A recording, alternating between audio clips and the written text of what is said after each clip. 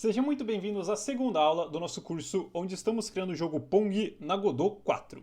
Eu sou Gabriel, do canal Desenvolvendo Jogos, e nessa aula estaremos criando aqui o cenário do nosso jogo e também fazendo suas configurações iniciais para que ele rode direitinho, bonitinho. Então bora lá! Na aula anterior nós criamos o projeto e importamos os nossos arquivos. E aqui, antes de mais nada, vamos configurar o tamanho da janela do jogo, porque isso é bem importante para que a gente possa montar o nosso cenário da maneira correta. Então, aqui no canto superior esquerdo, viremos em Project e depois em Project Settings, e com isso abrirá uma nova janelinha onde temos diversas opções, mas a opção que nos interessa no momento está aqui no menu Display, que no caso é a opção Window, onde a gente configura os parâmetros da janela do jogo. No caso, eu quero que esse jogo aqui rode numa janela de 1280 por 720, que é uma resolução boa, né? É a resolução HD, não muito grande, mas também não muito pequena. Então aqui em Viewport Width, podemos colocar o valor de 1280 para a largura da janela, né? E aqui em Viewport Height, podemos colocar 720. Então fica uma janelinha de 1280 na horizontal e 720 na vertical.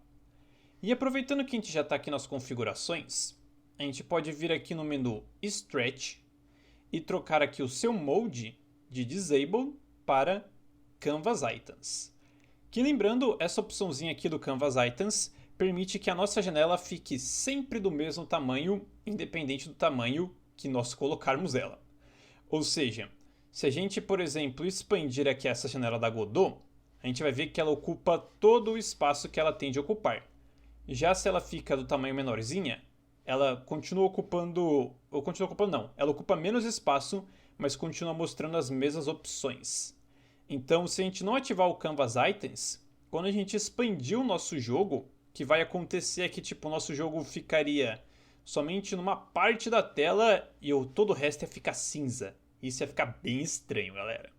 Então a gente deixa aqui em Canvas Items para o nosso jogo ficar com a janela bonitinha. Então já podemos fechar aqui o Project Settings. E agora que já fizemos essas configurações iniciais, bora montar o nosso mapa, que na verdade não é exatamente um mapa, né? É só uma tela com uma linha no meio. Mas vamos lá. Para isso, antes de mais nada, temos de criar a cena do nosso jogo, que no caso será a sua cena principal. Então a gente vai usar a cena que a Godot já cria aqui por padrão, né? E aqui podemos escolher o seu nó. No caso, estaremos escolhendo o nó de cena 2D, o tilde scene. E aqui já vamos logo de cara configurar o seu nome. No seu caso, o nome será Main, M-A-I-N. E apertaremos Enter.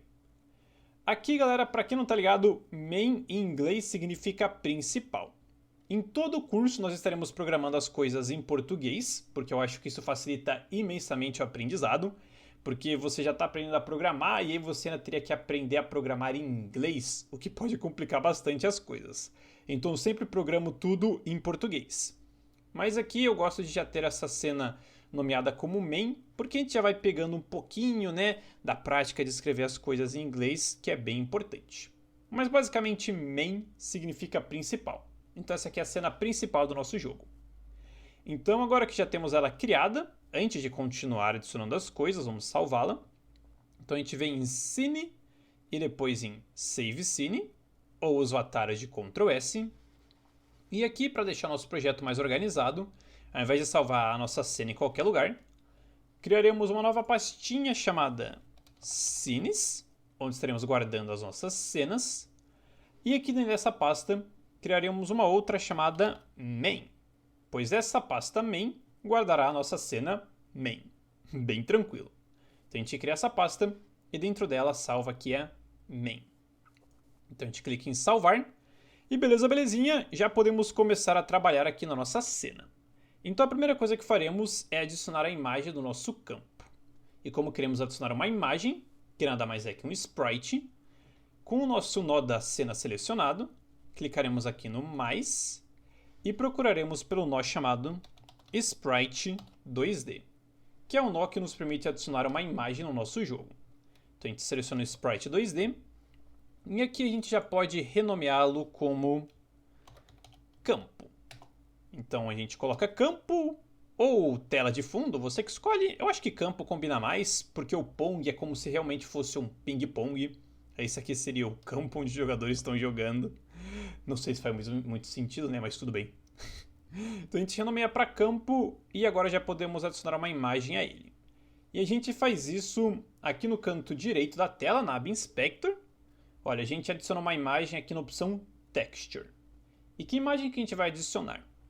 No caso, se viermos aqui na aba File System, veremos que dentro da pasta Assets, que importamos na aula anterior, temos aqui a pasta chamada Sprites. E dentro dela temos diversas imagens de campo. Eu fiz aqui 3 imagens, né?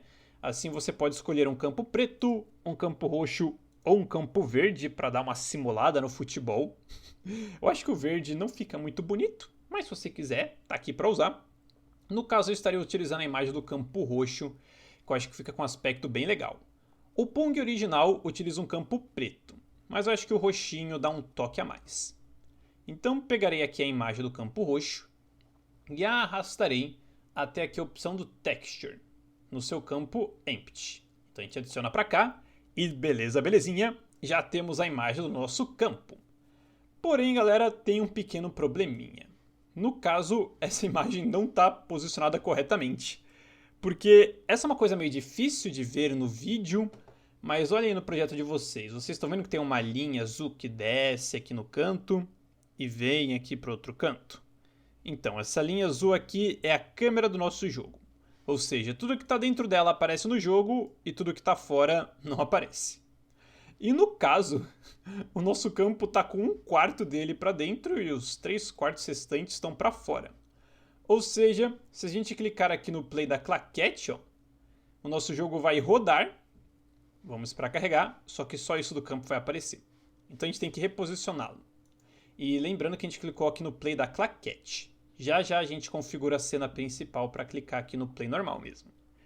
Então vamos pegar a Move Tool, essa ferramenta de mover, e começar a arrastar o nosso campo. No caso, tem uma posição específica que a gente quer deixar ele, que a gente até poderia tentar ajustar aqui só no olho, mas isso ia demorar bastante. Então o que a gente vai fazer é, com o nosso campo selecionado, aqui na aba Inspector viremos em Transform, e a posição que queremos é quase essa, olha, a gente quase acertou. No caso, o seu eixo X é de 640, e o seu eixo Y é de 360. E por que essa posição aqui funciona, galera? Vamos clicar no play da claquete de novo. Ó. Agora está tudo em ordem. Mas por que a gente colocou esses números, né? São números mágicos ou algo do tipo? Não. O que acontece é que tanto a nossa janela do jogo quanto a imagem do campo, elas têm o mesmo tamanho, que no caso é 1280 por 720.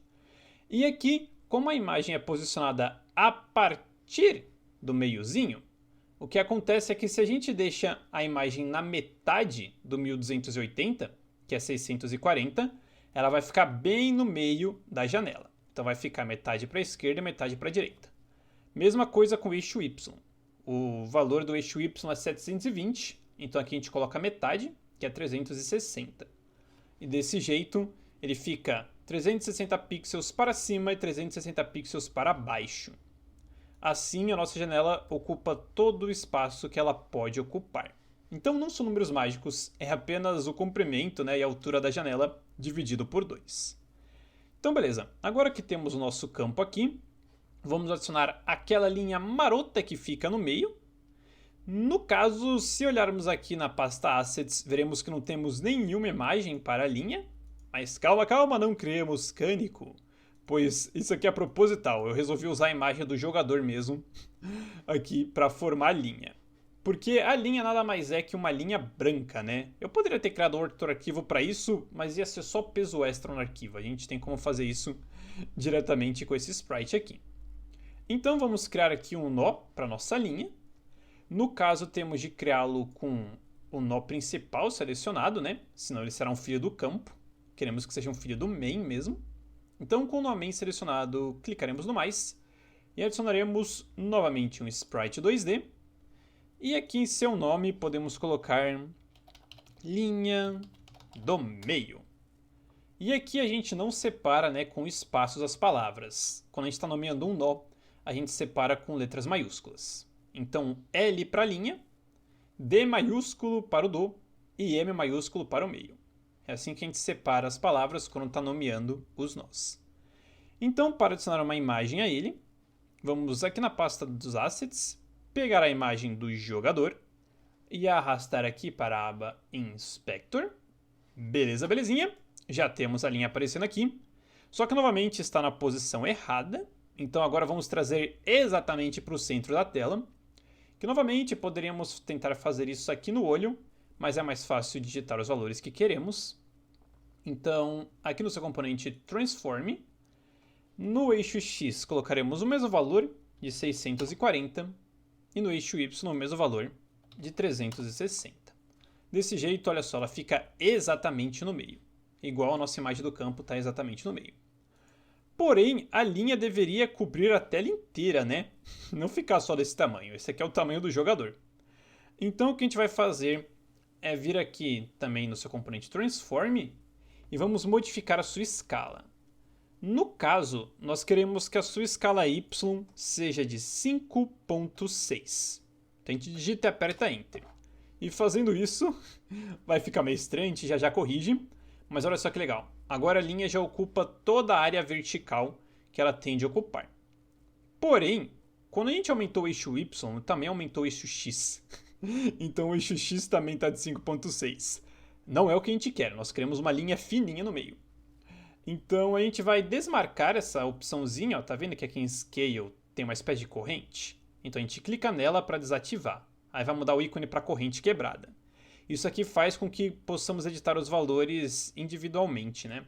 Se tá ligado, qualquer alteração que a gente faz aqui, altera nos dois. Então a gente vai deixar desligado. O eixo Y continua de 5.6, mas o eixo X a gente coloca 0.5. Desse jeito a linha fica bem fininha. Olha só que coisa maneira. Então, agora que já adicionamos o campo e a linha do meio, podemos salvar a cena apertando Ctrl S e clicar aqui no play da claquete. E tcharam! Já temos aqui o nosso campo, olha só que maneiro! Essa cor roxa eu acho que dá um aspecto bem legal para o jogo. E também temos aqui a linha no meio, bem da hora. Então, agora que já configuramos aqui o mapa, né, do nosso jogo, vamos rapidamente configurar a cena principal.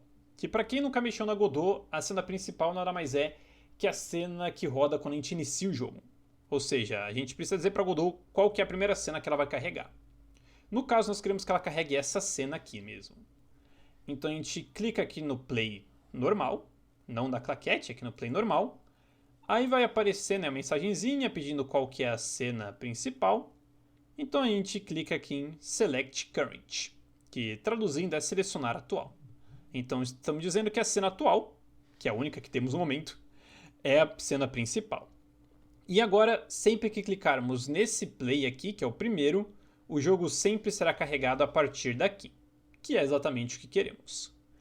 Então, beleza, belezinha, galera. Já temos aqui o nosso campo e também a sua linha divisória, o que significa que o nosso jogo já possui todos os visuais secundários previamente configurados. Então, na próxima aula, estaremos criando e programando os nossos jogadores. E desse jeito, eles vão se mover para cima e para baixo, lembrando que eles não podem sair do mapa, a gente tem que configurar isso também, galera. Então, agradeço a todos vocês que assistiram a aula até aqui, e também agradeço a Alice Matoso por apoiar a nossa campanha de financiamento coletivo no Apoia-se, permitindo assim possamos produzir mais cursos e tutoriais gratuitos aqui no YouTube. E lembrando que se você curte criação de jogos, está a fim de aprender um pouco mais sobre o Godot, nós temos um curso completaço onde a gente cria um jogo do início ao fim, colocando músicas, efeitos sonoros. Tem link aí na descrição e no comentário fixado. Muito obrigado e nos vemos na próxima aula.